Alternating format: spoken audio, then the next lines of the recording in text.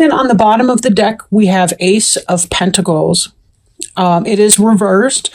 Now, in the upright, the Ace of Pentacles can be about health, wealth, financial success, the beginnings of a new financial enterprise, like a business, being an entrepreneur, setting forth something new. In the reverse, this could be that it's not happening, that there's a delay in that, or that whatever business venture that you were trying to do was not taking off the ground, either at all or as quickly as you wanted it to. We will need to see what the additional cards are having to say in order to get a sense of that. But yeah, let's take a look at those others and see if we can kind of relate those back to the Ace of Pentacles. This card here represents the Emperor. And this idea of, the Emperor he's kind of all four signs in one. Like, this possibly could represent in Aries for you. Definitely he's got the Mars energy going on. But he is the ideal husband, father, person with the kingdom, with the empire for that matter. But he's kind of the king of all the suits combined, in a sense. Like, he's passionate and can manifest. He can do the detail work that the earth signs can do. He's intuitive, kind of goes with his gut, like a water sign, like a cups person would, the king of cups. And he's also the person who is logical, quick-witted. He owns his own business. He's an entrepreneur. He's got it going on. Married, family, that sort of person. Doesn't have to be a male, but it can be. Could be somebody just simply with a masculine or masculine type energy. But this person here is really successful at making things happen. You'll notice that he's wearing a suit of armor, and that's readiness to go into battle, because he knows that it's one thing to pray for peace. It's another thing. Sometimes you have to set your limits and boundaries, and you do have to be willing to back up those boundaries with action. That's not to say that he's a violent person, but it does mean that he knows sometimes you have to be willing to defend what you believe in. Now, this card here is the Karma card. So there's a sense of putting forward either good or bad karma and hoping to reap the benefit of that. Sometimes it doesn't always work out that way, though. And when I'm thinking about this Ace of Pentacles, if the Emperor's thinking, I want to create a new business venture, this Ace of Pentacles doesn't necessarily mean that any failure to launch a new business venture or project, it's not necessarily because he's done something wrong and is being punished in a karmic way. It could simply be that it's not in his best interest, or that it's not, the divine timing isn't even right of whatever this event. For this, we see the Death card, but in the reverse.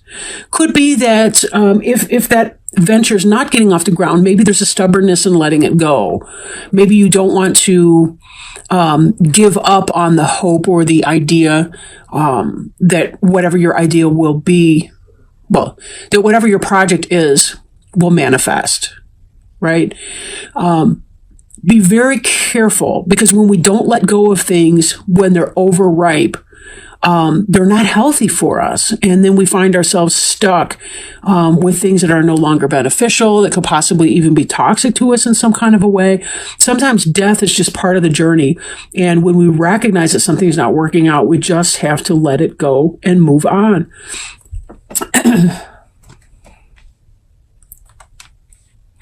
Now, in your day-to-day, again, we see a pentacle in reverse. The Page of Pentacles is holding up this big coin.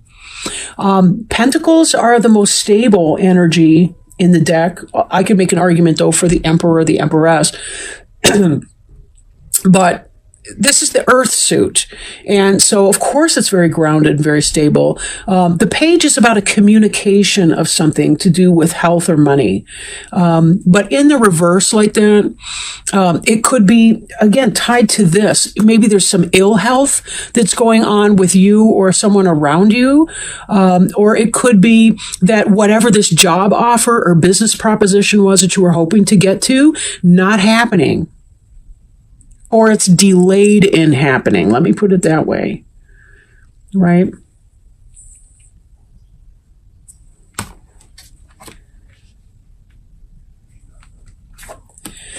Woo, excuse me.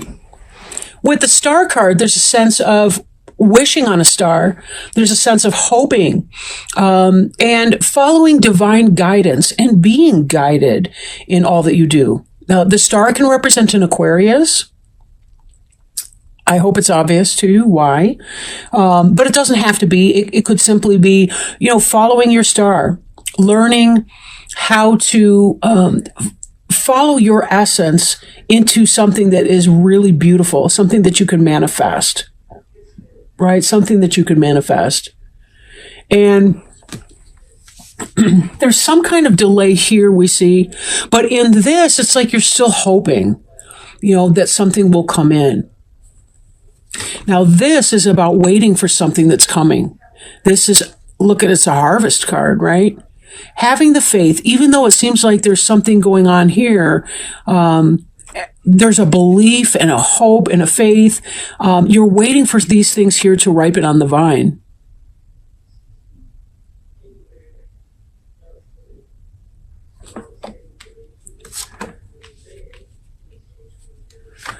We have here the Temperance card in the reverse. Temperance can be Sagittarius, doesn't have to be, right? Temperance is about peaceful waiting. This is a person who's grounded, but she's also in touch with her emotions.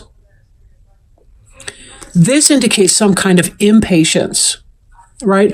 Possibly about this energy here. Impatience may be making this a lot more uncomfortable than it need to be.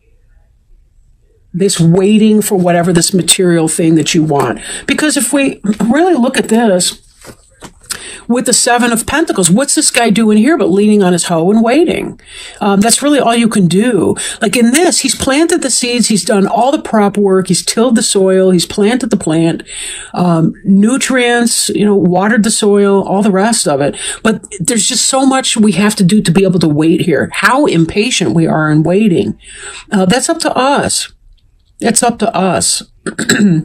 That's a hard lesson to learn too, because sometimes we want it now. Well, we may not be able to manifest that right now. There's a process to everything. We can't hurry that up.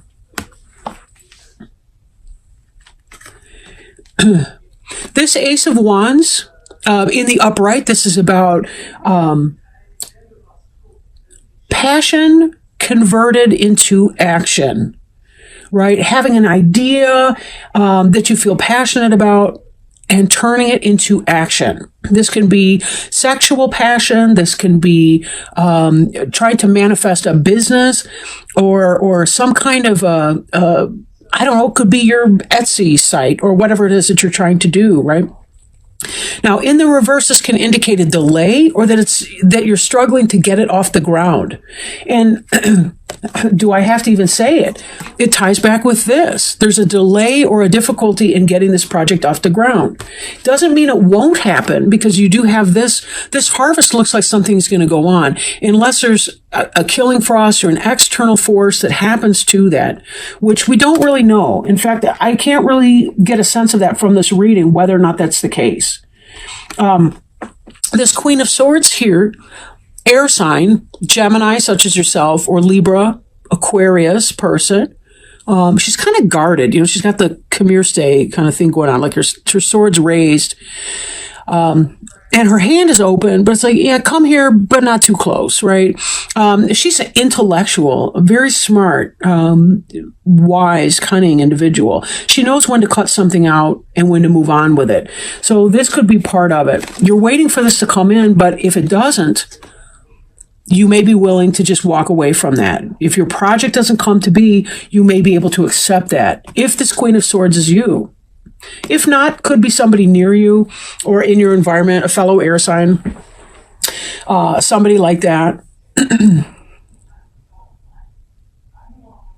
But part of knowing when to let go of something and when to hold on and hope for that. There's that kind of sense in there. And this, let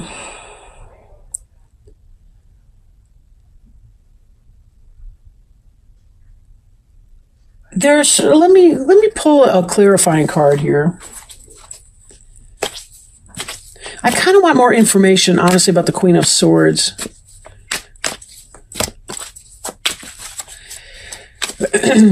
Please help us with some additional information about the Queen of Swords. Whoa, leapt out. Okay. So, it came up in the upside down position. This is a guarded person, but this has to do with becoming less guarded in a situation. Maybe opening up to somebody, being more connected with, I guess, being okay. Like with other people's imperfections or failings. Being okay with that. If somebody has a low opinion of me, it's not about me. It's really about them, right? Because even when somebody doesn't like me, it tells me about who they are. They have their filter of experience and so on that they're looking through. And it may not have anything to do with me. You could remind them of somebody who hurt them in some kind of way. But this queen here, when you bring the two together, this is about, she's learning how to be more open and less guarded in situations in her life, taking chances, right? She's following this star here and allowing it to guide her and to be okay with whatever the outcome of that is. Whatever bears fruit for her, or doesn't bear fruit, she's going to be okay with that. This is part of this karmic lesson of the Temperance card here. There's a sense of wanting to be okay with life on life's terms and being able to relax into that and not overly stress that. The right step for you is the next step. There's no other step out there that's in the right order that's going to work out for you, except for that. So it's, something really to bear in mind there. You can only do the next step. Now, I am shuffling a card for you. It is from the Sacred Traveler deck. I do want to show you the box because it's really pretty. And my friend just got back from Arizona on vacation and bought this deck for me while there. And how cool is that? Unbeknownst to my friend, this was on my Amazon wish list. But beautiful cards. And I really, really like working with it. Just in the few readings that I've done, it seems to go hand in glove here with the Witch's Tarot deck, which is awesome as far as Oracle support cards. So let's see if maybe Spirit can help us, please, with some guidance, help, wisdom, next steps, best options for Gemini. Okay, rejuvenating rain. Clear the past, heal the present. Physical and emotional healing is occurring. There's a cleansing and clearing of old emotional wounds, and even a release of past life limitations is happening. All is forgiven. Absolve yourself. Forgive others their transgressions against you. It's time to let it all go. The Sacred Traveler wants you to know, in order for new growth to occur, the old must be cleared away. This card indicates a time of clearing out what doesn't serve and support you. It can also indicate clutter clearing. If you don't love it or use it, most likely it's clutter. Physical clutter can be indicative of emotional clutter. It's time to release it and allow the cleansing metaphoric energy of the rain to purify and cleanse you in the deepest way. This is also a great time to go on a cleansing fast to clear out your body, while old emotions and challenges are clearing out your energy field. Use water for cleansing your energy field. Stand in a cold shower. Swim in the sea. Run in the rain. Just to add a little onto that, I was also advised by a spiritual healer, a light worker, to use sea salt. To use sea salt in cleansing my aura, especially from residue from other individuals, their energy that might kind of pick up on us as we're doing our work throughout the day. So that might be another option. But that's really so beautiful. And